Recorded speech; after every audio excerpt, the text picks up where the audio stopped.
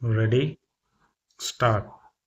सभापति महोदय, प्रतिदिन छोटी मोटी झड़पें होती रहती हैं। हमारी फौजें बड़े उत्साह से उनके मुकाबले में खड़ी है।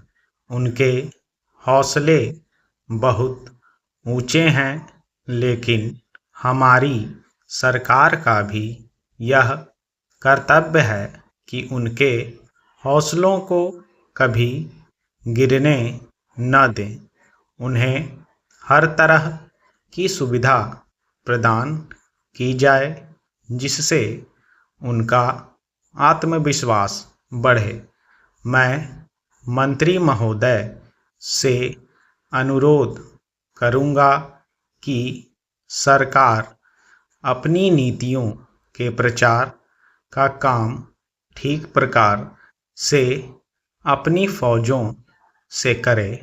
उनको अच्छे अच्छे हथियार दे।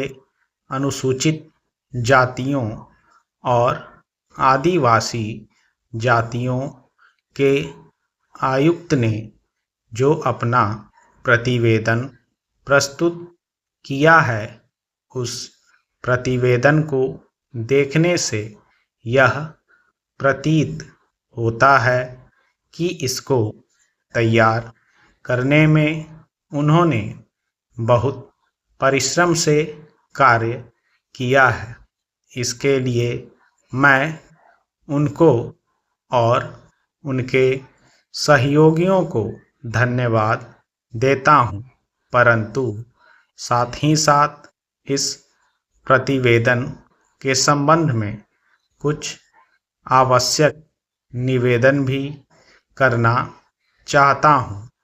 पहली बात तो यह है कि इस प्रतिवेदन को देखने से ऐसा प्रतीत होता है कि इन कार्यों के लिए जिस धन का उपयोग होता है वह 3 साधनों से उपलब्ध है: केंद्र सरकार द्वारा, राज्य सरकारों द्वारा और कुछ गैर सरकारी संस्थाओं द्वारा।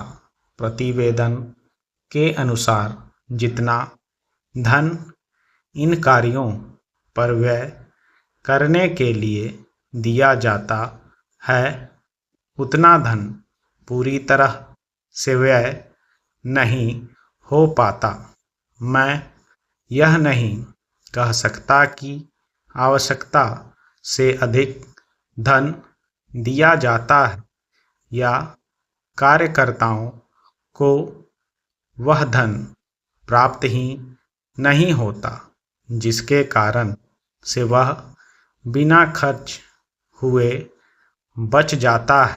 मैं तो यह चाहता हूं कि जितना धन दिया जाता है उसका पूरा उपयोग हो और आयुक्त को यह न कहना पड़े कि इस कार्य के लिए जितने धन की आवश्यकता थी उतना धन नहीं मिल पाया और विवश होकर हमको उस कार्य को बीच में ही रोकना पड़ा।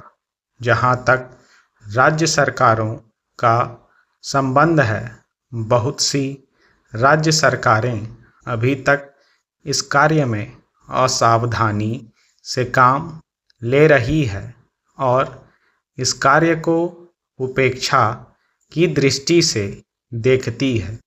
आयुक्त ने इस बात की शिकायत की है कि बहुत सी राज्य सरकारों ने अनेक पत्र भेजने के बाद भी अभी तक अपनी रिपोर्ट नहीं भेजी है। मैं चाहता हूं कि सरकार इस तरह निष्ठापूर्वक ध्यान दे। राज्य सरकारों पर दबाव डाला जाए कि वे इस दायित्व के प्रति सचेत हों और आयुक्त को उनके कार्य में पूरा सहयोग प्रदान करें।